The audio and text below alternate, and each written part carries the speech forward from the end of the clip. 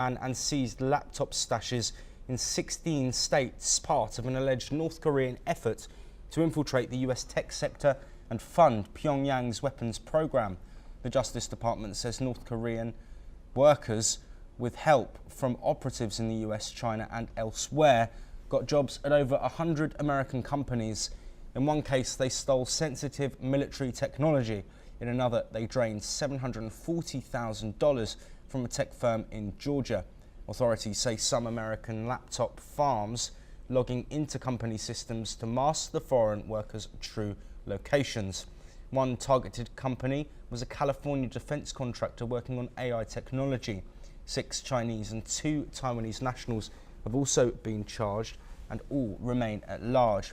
4 North Korean hackers are accused of stealing nearly $1 million in cryptocurrency from firms in the US and Serbia, and then laundering the funds through foreign accounts.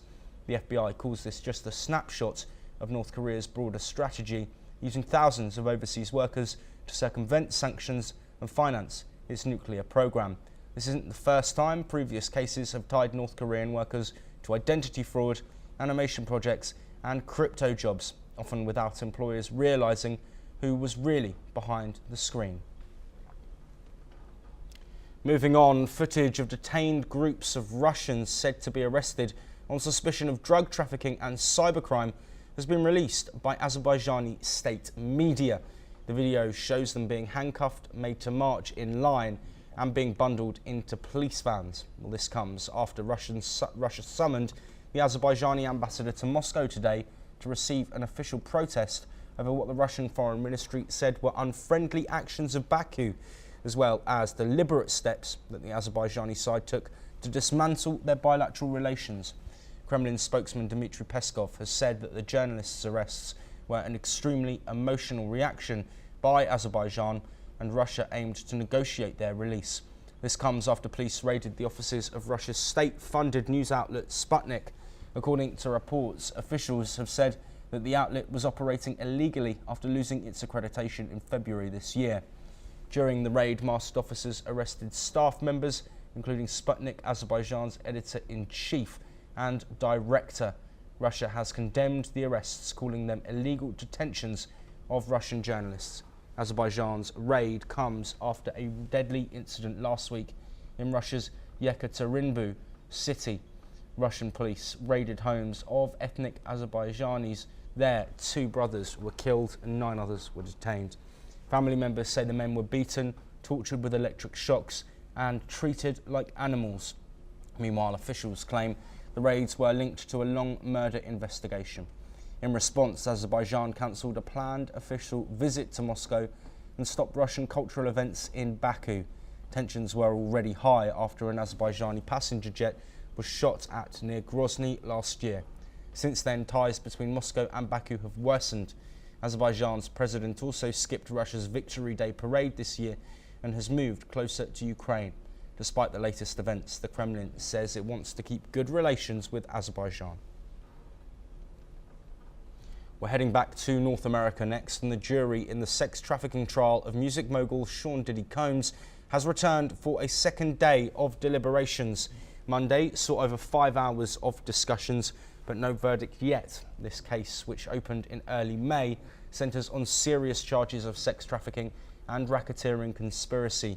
Federal prosecutors allege that Combs ran a 2-decade operation using his celebrity status and network to coerce girlfriends into performing sexual acts with male sex workers, often while he watched or recorded the drug-fueled encounters. The defence argues that Combs' private life, while controversial, is being mischaracterised as criminal conduct. They say this was consensual swinger activity and not sex trafficking. Combs, who is 55, has pleaded not guilty and chose not to testify. His team relied on strong cross-examination of government witnesses, including former employees who testified only after being granted immunity. If convicted on all counts, Combs could face between 15 years to life in prison. Inside the courtroom, the tensions are palpable. Family and friends of Combs gathered in support, praying together as he clapped and joined them. The music mogul, meanwhile, is reportedly passing time reading The Power of Positive Thinking and The Happiness Advantage. The jury continues its deliberations today. A dangerous heatwave is gripping multiple regions across the globe, with temperatures smashing records and prompting emergency measures. In Europe, Spain, Portugal, France and Italy are enduring sweltering heat, with temperatures soaring to 46 degrees Celsius. French authorities have issued red alerts across 16 regions, closed schools and set up cooling zones. Italy has placed over 20 cities under maximum heat alert. In Turkey, wildfires have broken out in Izmir, forcing evacuations as flames rage through dry forests. In the UK and Germany, temperatures have neared 39 degrees, causing water shortages, travel disruptions and threatening to break historical records. Scotland is also expecting its hottest June day ever. Over in the United States, Governor Kathy Hochul has declared a state of emergency as a scorching heatwave strikes New York. The city is facing what could be its hottest end to June in 125 years.